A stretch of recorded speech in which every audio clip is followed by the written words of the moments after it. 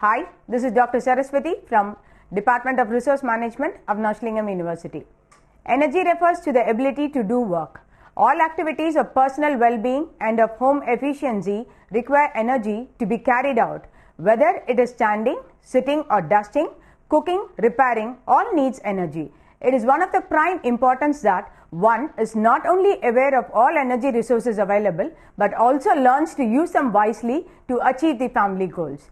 The maxim should be the use of minimum energy for the maximum benefit. It is wiser to let a man push, pull and lift heavy articles in the home rather than a woman who will be using more energy and time to do a similar job.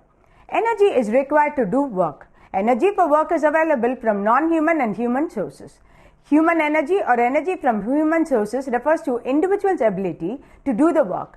The amount of human energy available for work varies from person to person as it is dependent upon the physical and the mental state of a person and also related to the hereditary and family background of the individual understanding the work. In order to run a house efficiently, it is imperative that the homemaker be clear about the quantity and the quality of the energy that is required to conduct the various tasks. She must be clear about how she can acquire sufficient amount from the help from other family members and through the other mechanical devices, and above all through efficient planning. She must be clear about her priorities and plan accordingly. Energy cost of selected household activity. First, we look into the energy requirement.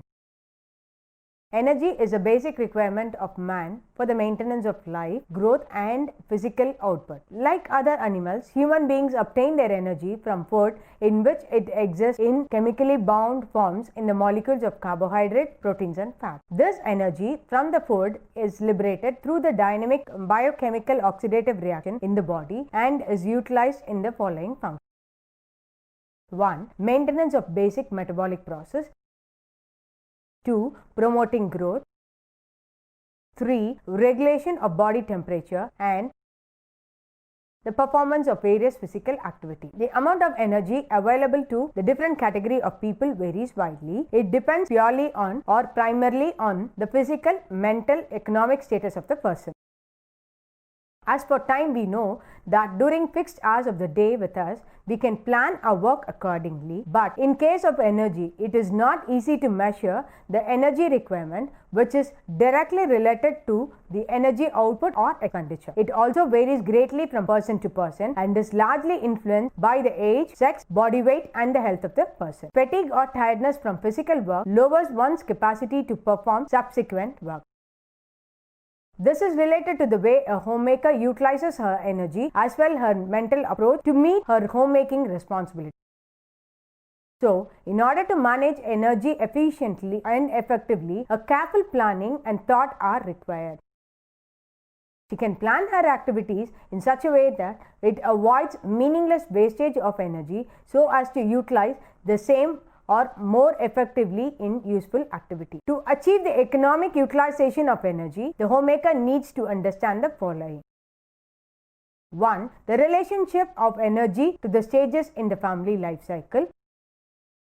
2. The energy cost of various household and occupational activity.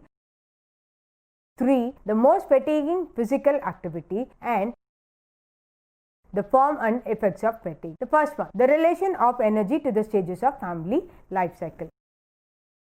Energy demands are different at different stages of life cycle. Sometimes the workload is too much on the housewife and further there are periods when she is relatively free. Therefore, the relation of energy expenditure to different phases of life cycle is briefed as follows. Stage 1. During this phase, just after marriage, only 2 persons constitute a family and hence the energy demands are very low. If the homemaker is working outside, then the energy demands are somewhat higher as she needs to balance her work between her outside work and her work at home.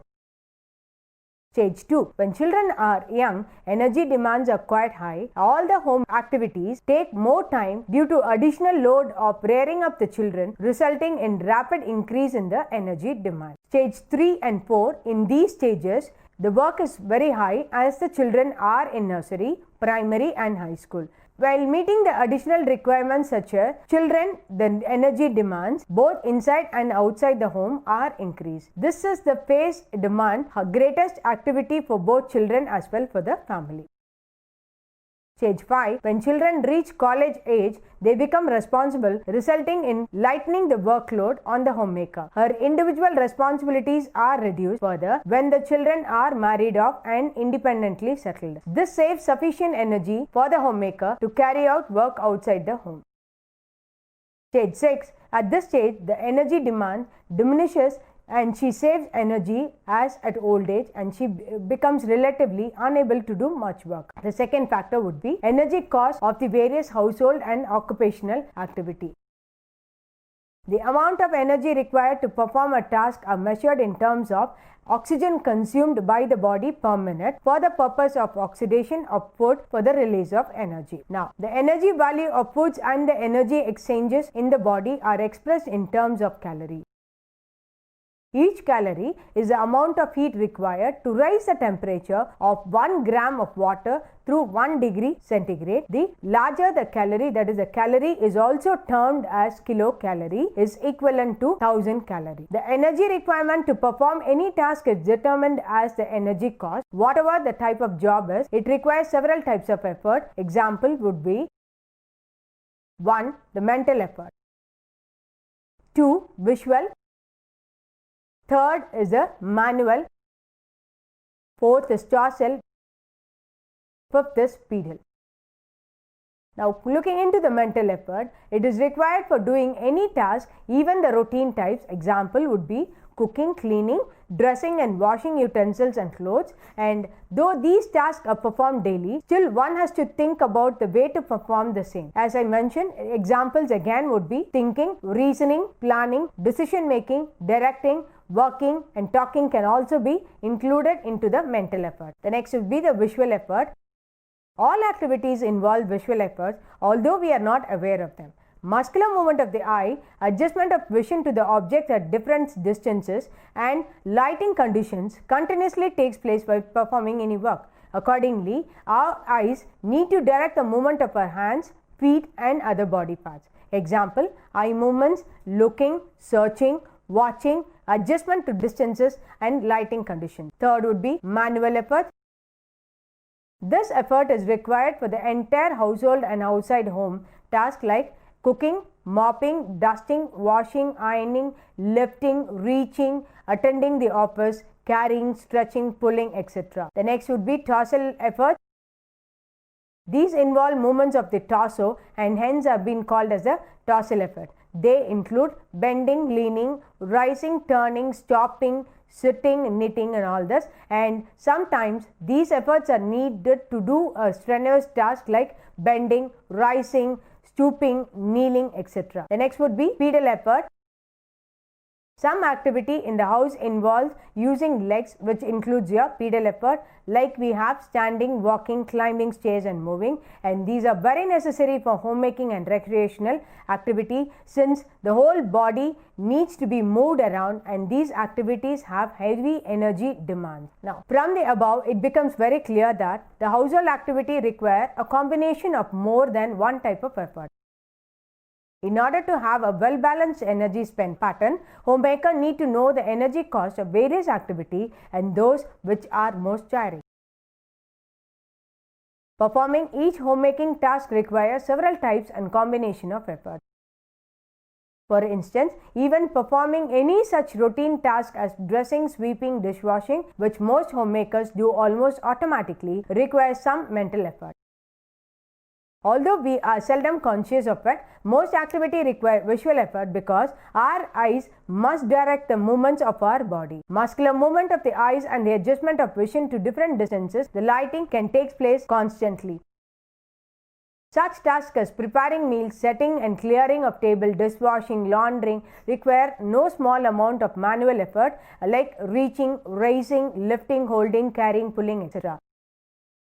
Some of the most strenuous tasks such as those connected with caring for the house like garden, yard and require more of torsal effort, that is bending, rising, etc. and Pedal effort like walking, moving, standing is essential part of many of the homemaking and recreational activities. Thus, while the various homemaking activities require different combination of effort, most tasks require mental, visual, manual, torsal effort of some kind and may also require pedal effort. Now, what could be the energy cost of household tasks?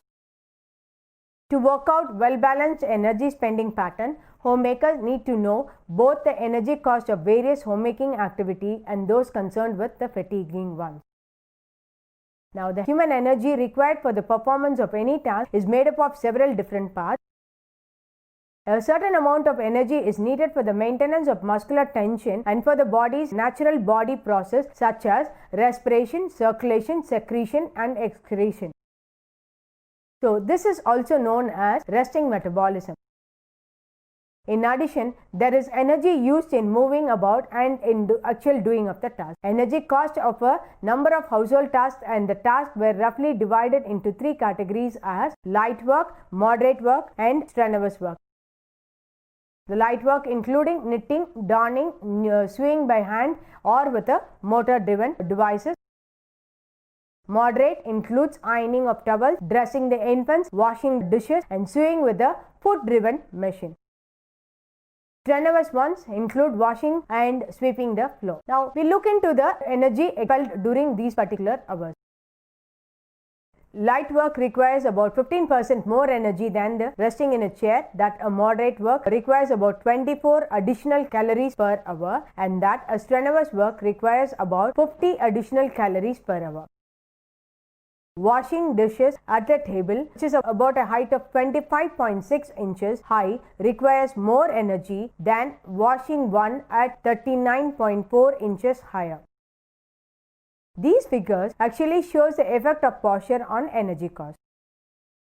They indicate that bending requires more reaching and that less energy was used when the work surface was the correct height of the worker.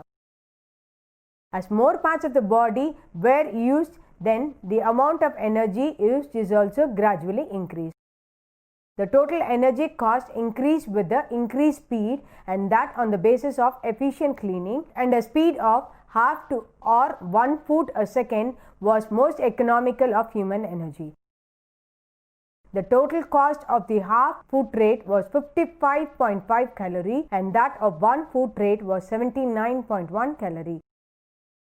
When these speeds were used, the task could be considered light work. Now, there is a difference in the energy cost when each task was performed in a different body position or with different kinds of equipment or at working surfaces at different heights. On the average, paring of potatoes required about 50% more energy than resting. It was actually seen in a study. Sitting at work in a chair saved some energy, but sitting at work in an uncomfortable position requires more energy. Wringing of clothes with an electrical wrangler took half as much energy as doing it by hand or with a hand power wringer. Now, hanging clothes from a basket on a utility table took much less energy than bending and lifting them from a basket on a floor or a ground to hang them. Kneading dough requires about 116% more energy than resting and beating batters, which requires only about 53% more. A classification of homemaking tasks according to their energy demands on the body was set up by Schwartz as follows. According to his classification, paring of potatoes, ironing napkins and beating batter may be classified as light work. Kneading dough and doing most laundry tasks with the modern equipment is used and it is moderately heavy work. Rinsing clothes, hanging them up from a basket on the floor, washing clothes by hand and wringing with a hand power wrangler are heavy one and it is considered as a heavy task. Reaching up with the arm required with less energy than bending the body and that of the energy consumed was in proportion to the height of the reach. Reaching down to 3 inches above the floor by the trunk bends required less energy than reaching by knee bend. Reaching by knee bend is favored by specialists in body mechanics, however, because it involves less body strain. Information such as this is of value in planning storage space in kitchen work centers and other parts of the house. The type of activity and the total time spent in each activity determines to a large extent the body's need of total energy in terms of calories. According to World Health Organization in 1974 itself, the energy expenditure kilocalorie per hour for men and women are stated as follows. Light work with 140 and 100, moderately active work is 175 and 125, very active work is 240 and 175, exceptionally heavy work is 300 and 225 respectively. While lying down, energy expenditure could increase by about 3 to 6%, 8 to 10% while sitting, 50 to 60% while standing, and stooping can increase about 30 to 40%, and kneeling also increases to 40%.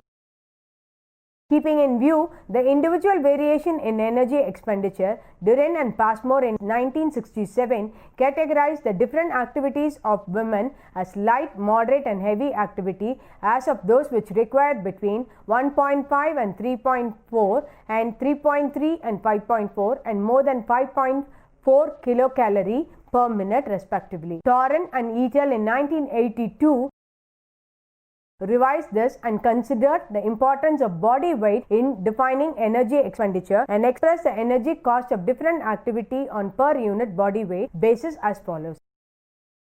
Light activity, which required about 0.021 and 0.35 kilocalorie per kg per minute. Moderate activity, which required between 0.038 and 0.064 kilocalorie per kg per minute. And heavy activities include 0.072 and 0.089 kilocalorie per kilogram per minute. Now we have the energy cost of different activities are being given in the table following now. Acknowledge the energy expenditure for various household tasks help us to plan and manage energy better. This awareness is responsible for the need to alternate light, moderate and heavy work in our daily plan. The total energy spent on an activity is largely dependent on the following factors. 1. The number of parts of the body involved in the activity. Energy consumption increases as more parts of the body is involved. Sex of the worker, which means that men spend more energy than women for an activity. Larger the surface area, larger the expenditure of energy. Bending actually requires more energy than reaching. And the working height, greater the height, then greater would be the energy expenditure. Now, the energy spent is actually influenced by the sequence of activity. And of course, age influences the amount of energy being expenditure, and it is clear that older people expend more energy than the younger one. And individual differences are also responsible for the amount of energy expended for an activity. Concentration is obviously required for an activity, and tropical climates can increase the energy expenditure by 5 to 20%, and same goes with the shivering cold can also increase your energy expenditure. A good homemaker not only tries to exploit all energy available but also plans to avoid any wastage of energy. Fatigue lessens one's capacity to perform subsequent work, hence one must plan to avoid wastage of precious energy in energy management. A planning of energy expended or needed for a task and its management is not possible if one does not take into account the factor of fatigue. Fatigue or tiredness results normally if the activity undertaken is beyond one's capacity. The capacity to work without fatigue varies from person to person. It also largely depends upon one's response to work being done. One tires more easily at work, dislike. Fatigue is largely dependent upon one's approach, postural and muscular strain, concentration involved, skill required, and equipment being used. Fatigue is mainly of two types, physiological and psychological fatigue. And physiological is the one which results due to the effect of activity on the muscular and the nervous system, and any activity undertaken calls for energy which is provided by the oxidation of the nutrients, and when there is intense muscular activity and the demand for oxygen is higher and the nutrients are reduced to lactic acid, and accumulation of excessive lactic acid in the muscle can lead to physiological fatigue. Now, the psychological fatigue is more concerned with the mental attitude of the worker's aversion to work, and lack of interest, boredom are some of the causes of psychological fatigue, and frustration or failure to achieve a goal could also be one of the reasons for this type of fatigue. There are several ways to reduce both physiological and psychological, and some include providing periods of rest depending upon the duration and frequency, undertaking activity as per one's capacity, use of energy saving equipment, work in a pleasant environment, avoiding repetitive jobs and avoiding less interesting jobs, motivation to achieve goals, avoiding interruptions and unexpected demands, mastering of work simplification technique, including recreation in the work plan, appreciation and feeling of satisfaction. It is pointed out that homemaker person has three basic resources at her disposal: time, money and energy, and many of today's homemaker have a double job. A homemaker may hold a position in a profession or in an industry for about 6 to 8 hours a day and may have to devote approximately as many more hours to the management and care of her home and the family. If she is to take care of both jobs successfully and have a free time and energy left to share in other activities and pleasure, she must accomplish in a comparatively shorter time a maximum amount of work with a minimum effort. To do this, she must conserve motion and energy. The need to expend energy wisely is undoubtedly becomes important. Yeah, I wish to conclude. It is pointed out in this chapter that a homemaker is a person who has three basic resources at her disposal. As you know, it is time, money and energy. Many of today's homemakers have double job. A homemaker may hold a position in a profession or in an industry for 6 to 8 hours a day and then have to devote approximately as many more hours to the management and care of her home and the family. If she is to take care of both jobs successfully and have any free time and energy left to share in the other activities and pleasure, she must accomplish in a comparatively short time a maximum amount of work with minimum effort, and to do this, she must be conserve motion and energy, and the need to expend energy wisely is undoubtedly becomes important.